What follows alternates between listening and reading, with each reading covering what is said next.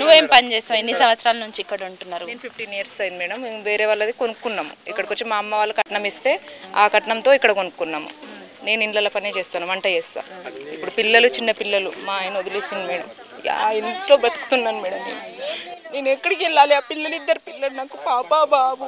ఆ పిల్లలు పట్టుకుని నేను ఎక్కడికి వెళ్ళాలి? ఈ రేవంత్ రెడ్డి గవర్నమెంట్ వచ్చినప్పుడు మరి పక్కా ఇండ్లు గవర్నమెంట్ రిజిస్ట్రేషన్ చేసుకున్నప్పుడు తెలియదా గవర్నమెంట్కు? ఇది కాదు గవర్నమెంట్ స్థలం కాదు, నువ్వు ఎందుకు రిజిస్ట్రేషన్ అప్పుడు తెలియదా గవర్నమెంట్కు?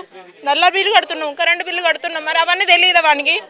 ఎందుకు ఇట్లా మమ్మల్ని ఎందుకు ఇబ్బంది పెడుతున్నావు? బస్తీలో అయితే బయటికి వస్తే పెద్దమ్మ, నాయన, పెద్ద నాయన, అమ్మ అని మాట్లాడి పలకరించేటోళ్ళు ఉంటారు కాబట్టి ఇక్కడ నీ పిల్లల్ని పెట్టుకొని ఉన్నా కూడా నీకు కొంత సెక్యూరిటీగా ఉంటుంది కాబట్టి ఇక్కడ ఉంటున్నాం మేడం. ఇక్కడ వాళ్ళందరి ధీమతోనే ఉంటున్నాం మేడం. గల్లీ మాకు అందరం ఒక కుటుంబం లాగానే ఉంటాం ఇప్పటికైతే. అతను వచ్చి మమ్మల్ని వారం రోజులు ఉంటే నిద్ర లేదు, తిండి లేదు, అసలు ఒక పూట తింటున్నామా ఉంటున్నామా కూడా తెలియట్లేదు మేడం. నేను మార్కెట్కి వెళ్తాను, ఈ పని చేసుకొని మార్కెట్కి కూడా వెళ్తాను. పిల్లల్ని సాదుకోవాలంటే స్కూల్ ఫీజులు కట్టాలి. మాకు ఎప్పుడు వచ్చిరో కూడా తెలియదు మేడం. నేను ఇంట్లో ఉండను, ఎప్పుడు వచ్చి వేసిపోయారో తెలియదు మాకు. వచ్చిందంటే ఆ రోజు నుండి నిద్ర లేదు. మీ చేయికే ఇచ్చిరమ్మా నోటీసులు? లేదు మేడం, నేను తీసుకోలేదు. నేను ఇంట్లో లేను, ఇంట్లో వేసిపోయినారు. అంటే చేయికి ఇవ్వకుండా ఇంటి డోర్లకు కానీ, లేదంటే ఇంటి పక్కన వాళ్ళకి కానీ, లేదంటే తన దగ్గరకు వచ్చి అయితే గిఫ్ట్ అని ఇచ్చిపోయినారంట. తెలియదు మేడం, నేను లేను, ఇంట్లో ఉండను. నేను ఇంట్లో ఉండను, మార్కెట్కి వెళ్తాను, కూలి పని చేసుకొని మార్కెట్కి వెళ్తాను. పొద్దున్న లేస్తే మళ్ళీ సాయంత్రం రాత్రి 12 అవుతుంది నేను వచ్చేసరికి. పిల్లలు ఇద్దరు ఇంట్లోనే ఉంటారు, వాళ్ళకి తెలియదు కదా, స్కూల్కి వెళ్ళేసి వస్తారు. అవన్నీ దేవుని దయ మేడం. ఇప్పుడు ఆయన నమ్ముకొని మేము ఓటేసినందుకు మమ్మల్ని ఇట్లా రోడ్డు మీద పడేస్తున్నాడు.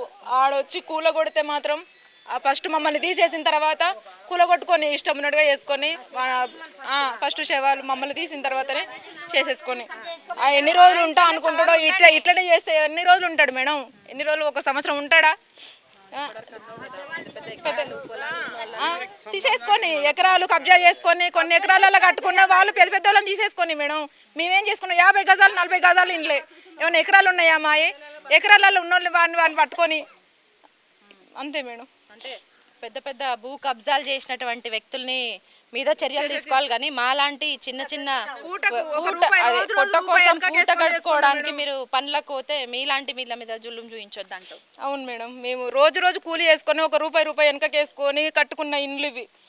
మా కష్టార్జితం వాడేమో మాకు కట్టియలేదు. వాడు ఇచ్చిన 6 పథకాలు ఒక్కటి కూడా మాకు ఇవ్వకపోని మా కష్టం మాకు ఉంటే చాలు మేడం. మేము ఏది అవసరం లేదు, మేము కట్టుకున్న ఇండ్లు, మేము ఉన్న ఇండ్లలో చాలు. వాడు ఇచ్చే 6 పథకాలు మాకు ఏది వద్దు. వాడు ఇల్లు కట్టిస్తా అన్నాడు, భూములు ఇస్తా అన్నాడు, గ్యాస్ ఇస్తా అన్నాడు. వాడు కట్టించిన తర్వాత ఎక్కడ మాకు ఉన్నది చాలు. మా కష్టం మేమైతే పడుతున్నామో ఆ కష్టం మాకు చాలు.